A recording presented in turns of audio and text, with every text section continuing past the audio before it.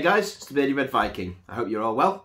I'm back today with a video regarding my weekend away in Camden, London for Incineration Festival.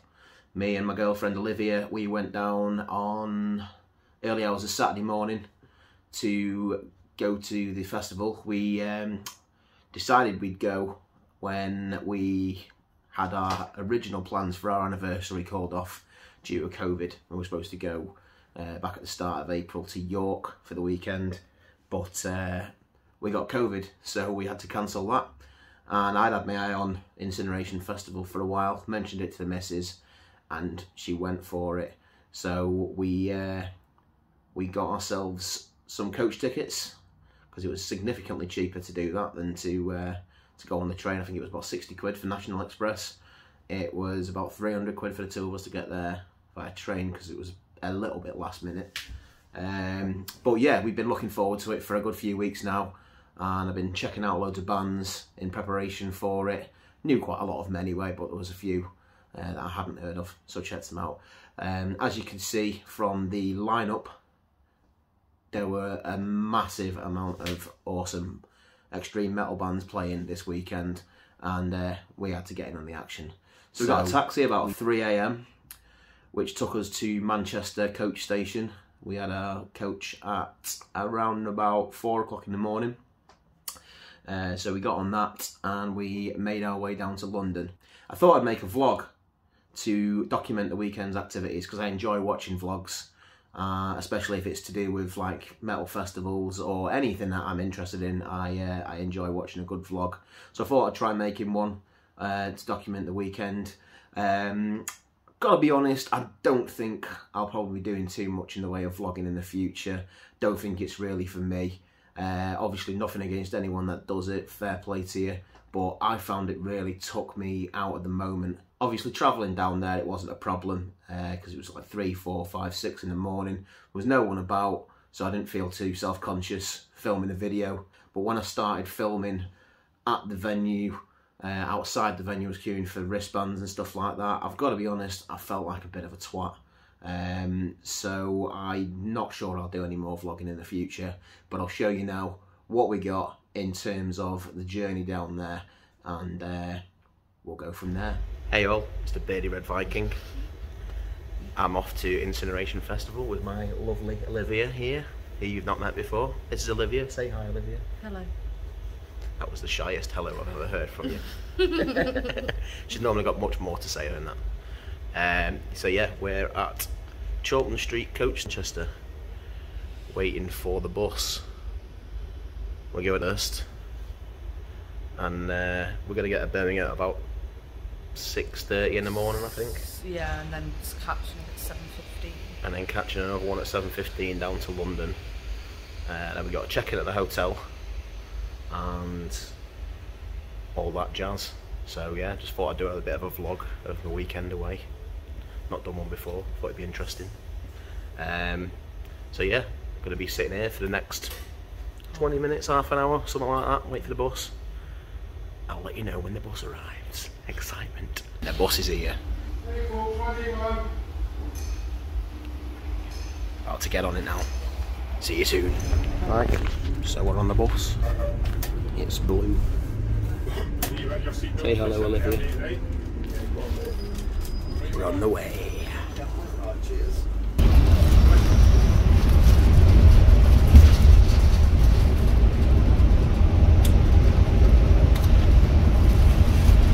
So we just arrived in sunny Birmingham. Glowing sunshine at 6:27 in the morning. That was our coach there at the top. 6:25. It's come all the way from Glasgow. Who knows what time people coming from Glasgow to get here for 6:25 had to leave. But we left Manchester at 4:10, and we've just got here. Got about an hour to wait now for our coach to London. And we're here. We're in London. Olivia's put a face on. Oh, shut up. And now we've just got to find our way to the hotel, see if we can check in. We've got about 2 hours, 3 hours before we're supposed to be able to check in, but we did ring them and they said they might be able to check in early. So we're hoping we can. It's nice and sunny. Lovely day. There's our bus. So yeah. I had a nap on the bus. You had a what now? A nap. On the bus? Yeah. Was it fun? Not really, no. Did you wake yourself up snoring? Yeah. Of course you did. Right, check in with you soon. Waiting for the tube. Right, that's it. We're here at the hotel. Can't see them letting us in yet because we're not supposed to check in until 2 o'clock and it's about 10:30 or something. But hopefully we'll be able to leave our bags and go for a beer or something. So I'm going to go and do that now. So as suspected, we weren't able to go into the hotel yet, but they were kind enough to take the bags off us. Very pleasant at the reception. Found a park around the back of the hotel. So we're sat here tucking into the old Tesco meal deal. Can't beat it. And we got ourselves some bougie drinks, some brecon. So we're chilling in the park for a bit, checking into the hotel. Right, shortly. So we got here. We're checked in. We're in the hotel. And look at it. Isn't it hotelish? Just chucked everything on the bed. Because, yeah, it's just here for us to crash at tonight. Cheap and cheerful, but it's alright. It's in London. And now we're off to find our way to Camden. See you in a bit. So as you can see, we got there a little bit early. We thought it'd be best to do that rather than get there after doors opened, which was the other option.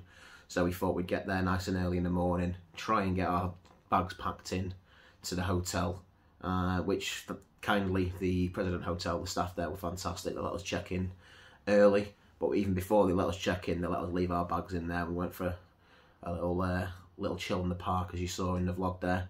And then we made our way down to the festival, which I'll show you a little bit of now. We're in Camden and we got some ill beatboxer.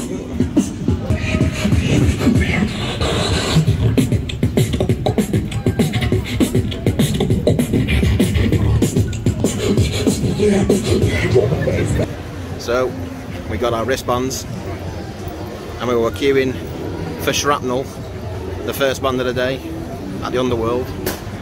And then a security guy came and put up a sign saying Shrapnel cancelled. So now we're queuing to get to the Electric Ballroom for the next band at 1:45. CALLIGRAM. Didn't spend too long. I'm not one of these that wants to stand in the crowd and film an entire song or film the entire set. I don't get that at all.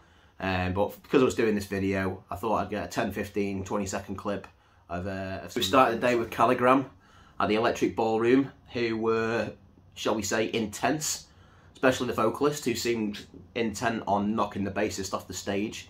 Just absolutely incendiary performance from him. The vocals are absolutely immense, just constant shrieking. I absolutely love them. Mrs. wasn't overly keen on the vocals, but I really enjoyed them, and she enjoyed the band in general, but she said she'd probably have preferred them if they had a bit more dynamic in the vocals, which I understand. But I really enjoyed CALLIGRAM. Thought they were absolutely brilliant.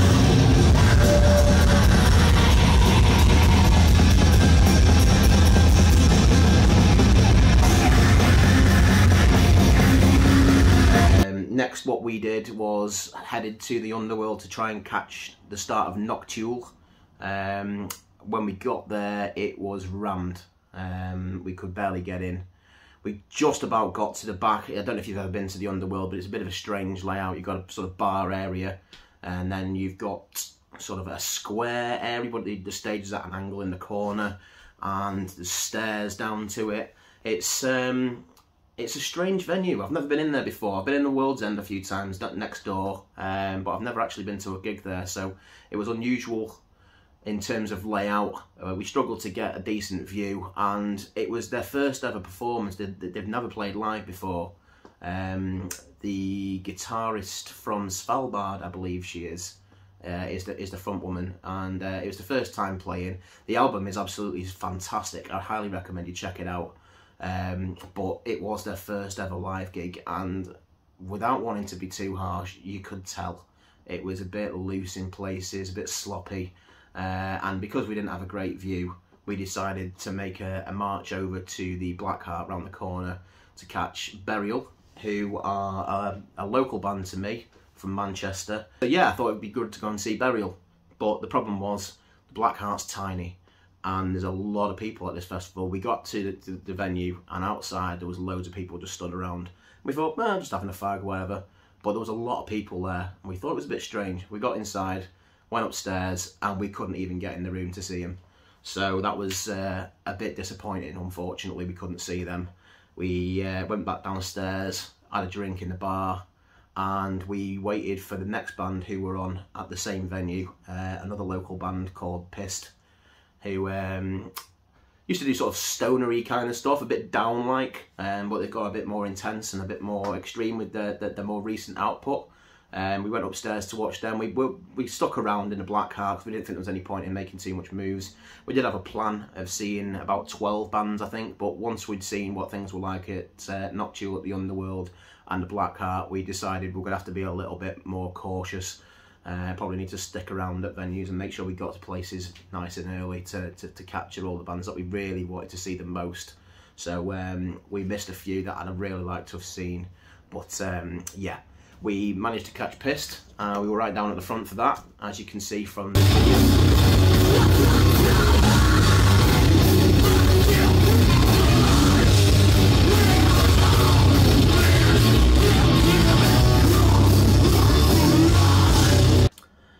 So they were good fun, and we then were sticking around at the same venue again because the next band due on that stage was FOETAL Juice. Again, another local band from Manchester.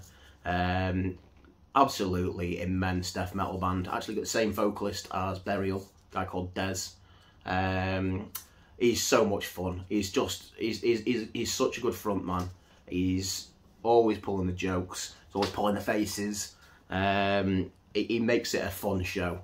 And they're such a good band. Like, just really aggressive death metal. Bit Napalm Deathy in places, but really love the pinch harmonics. It was almost like a competition to see how many pinch harmonics you can get into a 2-minute song. Bit grindcore-y as well with the length of the songs, but they were great fun. Couldn't get in too close to that. We were quite close to the back, so we left it a bit late to get in there. And also my back was starting to hurt by this point. It was about, what, start of the day? I know I posted a thing on Facebook a few weeks back saying about, you know, when the headliner comes on stage and you're over 30 and your back's breaking. For me, that was like the third, fourth band of the day and my back was already doing me a mischief. So I kind of leant up against the wall at the back and watched them from a distance. And they were brilliant, really enjoyed them.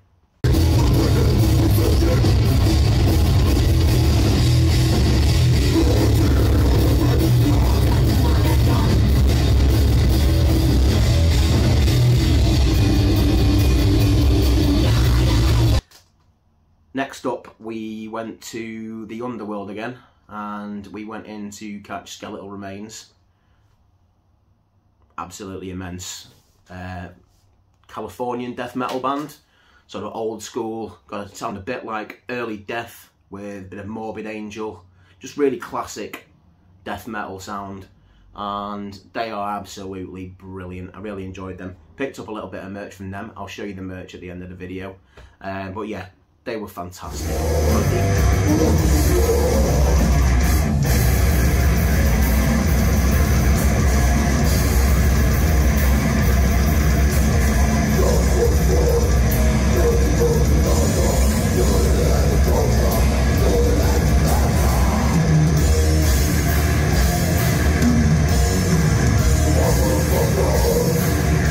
After Skeletal Remains, nipped and got some food.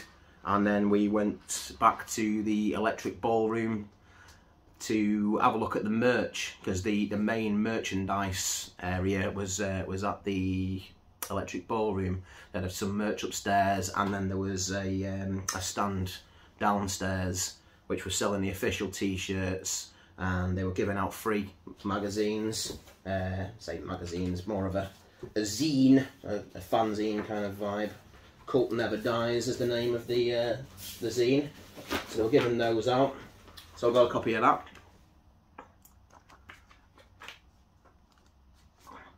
All sort of black metal, underground black metal stuff in there.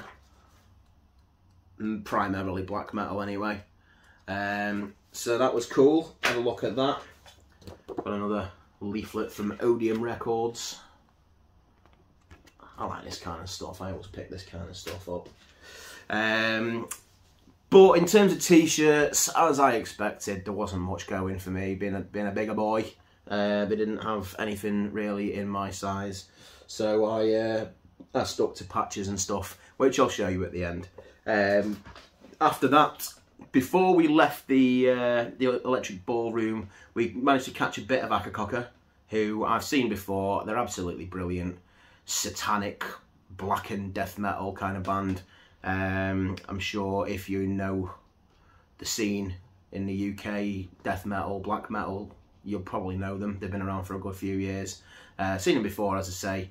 Wanted to watch them, but again, we wanted to get in plenty of time for all these other shows. My girlfriend really wanted to see all of Bloodbath. I was quite happy to go and see all of Bloodbath too. Unfortunately, because of the clashes, which you can see here, I'll show you now just how many clashes there were during the day. The nature of a one-day festival with 4 different venues, you're going to miss some bands. Unfortunately, I was pretty devastated that it turned out we weren't going to be able to watch Hellripper and all of Bloodbath, and Bloodbath was the main band my girlfriend wanted to see, so it was only fair. We've agreed that we'll go and see Hellripper on one of their other dates this year. So yeah, we went to the Roundhouse to catch Bloodbath.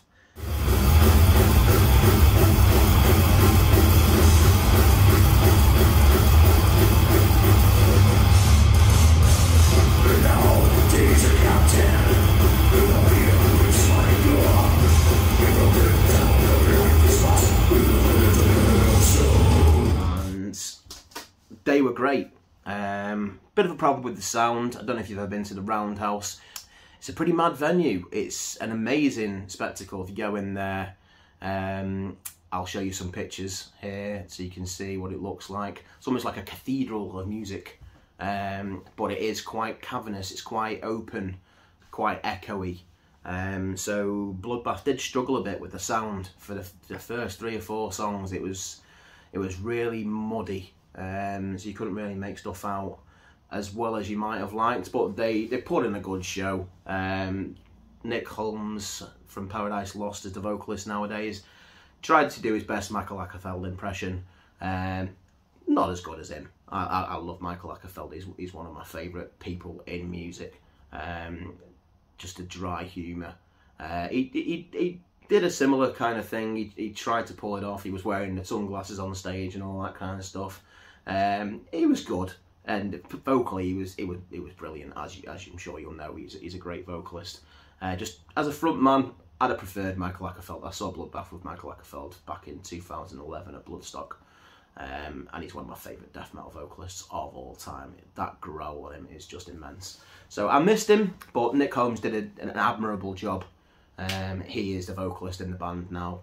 So yeah, we played a few of the classics. Played Cry My Name, played Now You Die, and Eaten, which is an anthem. So we enjoyed them, they were good, and at this point we'd started drinking, so we were hitting the beer at this point.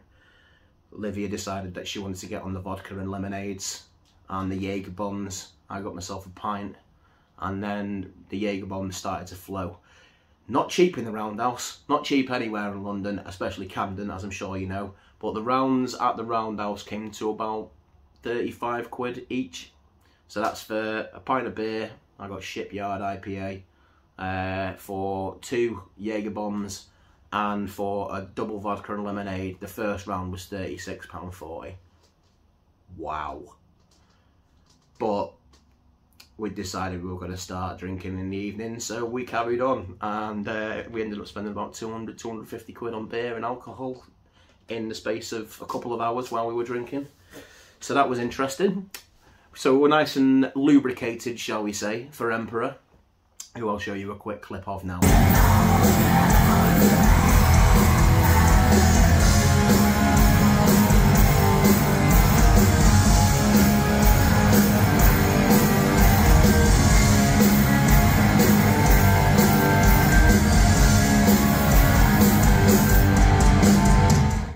So, I've always been a fan of Emperor.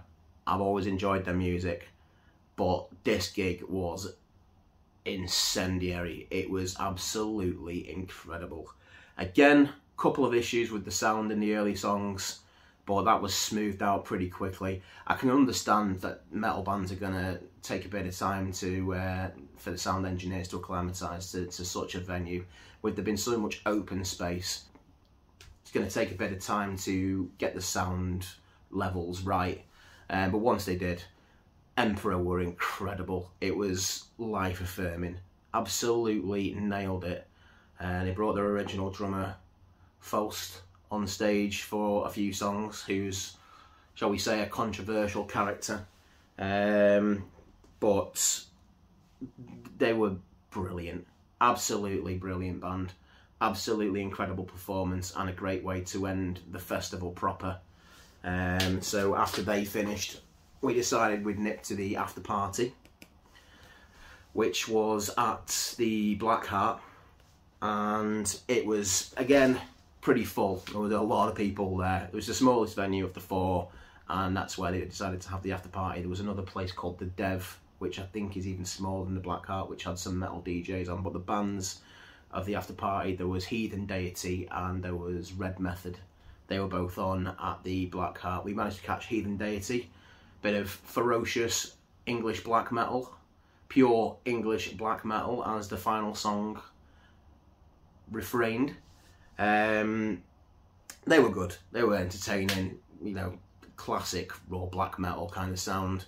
All the corpse paint, intense.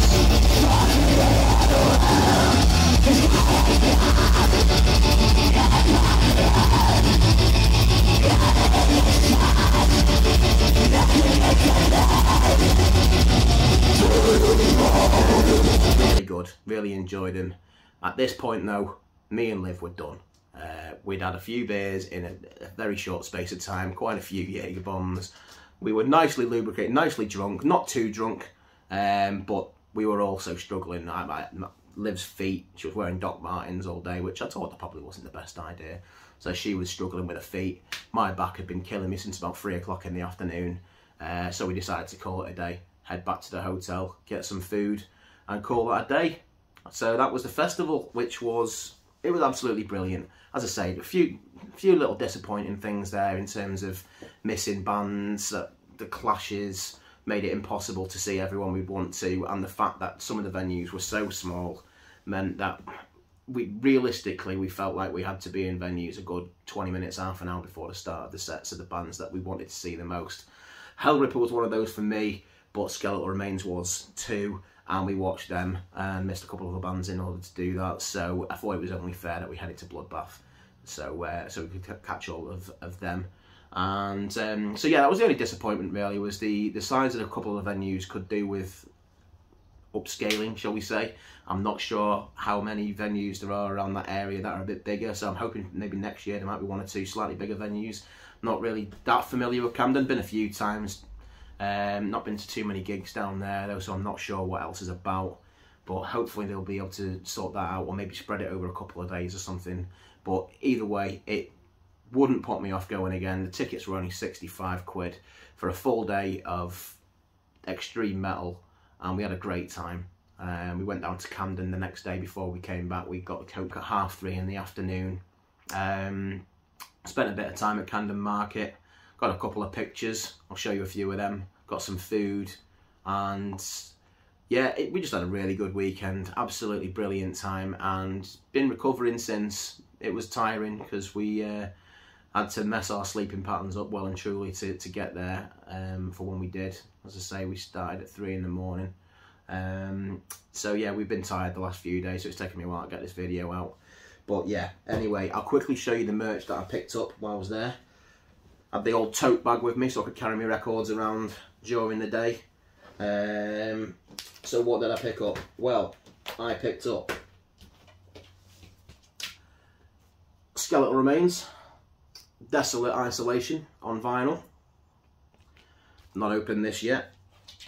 It's on glow in the dark vinyl, so I'm looking forward to having a look at this. So let's dig into that now. Should probably have brought my knife with me for this, but hey ho, I didn't. Hopefully I won't ruin it in the process of opening it.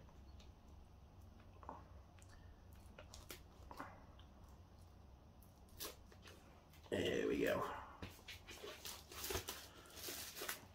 And there you go, the old hype stickers there, which hopefully I'll be able to get off.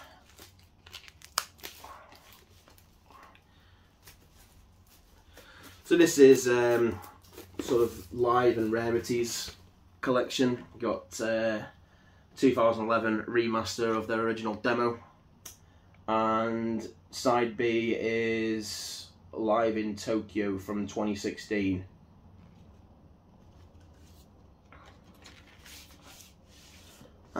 So not only have we got it on vinyl, we've got the CD, which is great. This is called Bonus Flesh, so I think that's actually an additional piece of kit. I didn't realise that was in there. Didn't really read the hype sticker properly, it would seem. So don't think it mentions Bonus Flesh on the back there. But anyway, we got that. We got the insert.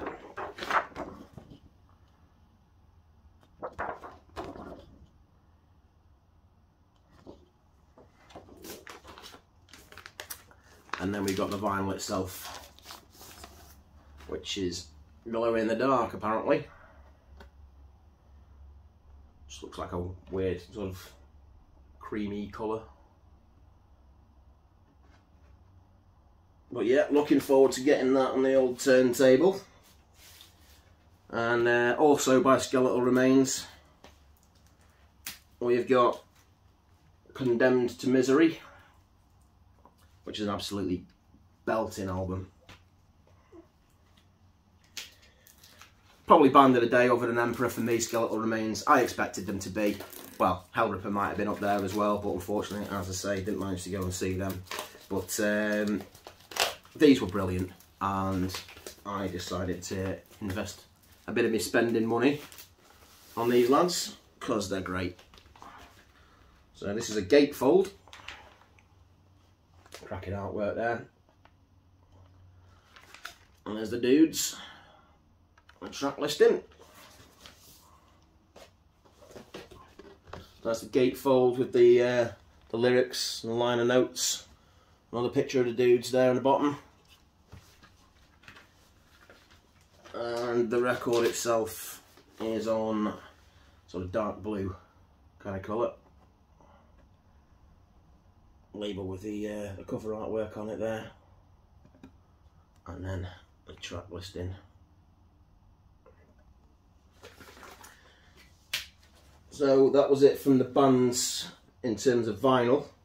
I also got a couple of other bits. I got a Skeletal Remains patch, Condemned to Misery, the album there that I just showed you. So that's going to go on the jacket. And I got some stickers. I'll go on the old vinyl box, and then this cap, which you can see here, Skeletal Remains. Picked that up. Wanted to support them. They're a great band, so I picked those up. I also got myself some Hellripper merch, a couple of patches. I can actually only find one of them right now. I think the other might be hidden in the bag. Yeah, it is. Got the old Hellripper Scotland goat pentagram patch, which will go nicely on the front of the jacket. And then I also got the goat cult, which I believe I can get a t-shirt of if I go to the European website. They'll have it in my size, so I'll be doing that. But again, didn't have any t-shirts in my size at the festival, so that was it. In terms of bands that were there, and then from the Cult Never Dies stand that I mentioned before, Had loads of black metal on vinyl and CD and cassette. I picked up this Abzu, the third storm of Pifraul, I think that is. Fantastic American black and thrash band, absolutely great. Heard them on a Metal Hammer or Terrorizer, I think it was, cover CD about 10-15 years ago. Loved them ever since. So that's the gatefold.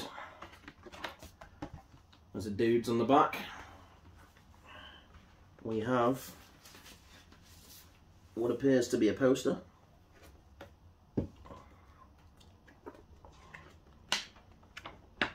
Yeah, poster of the album cover.